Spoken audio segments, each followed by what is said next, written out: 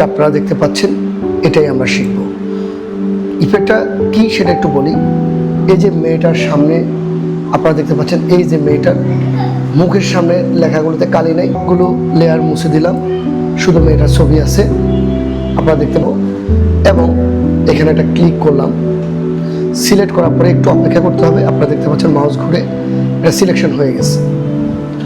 আমি এখান থেকে টেক্সটটা আমি লিখবো, ক্যাপস লক অন করে বড় হাতে লিখতেছি ক্যানভাস। আমাদের ক্যানভাস কম্পিউটার, তো আমি সেখানে শুধু ক্যানভাস লিখেছি কম্পিউটার।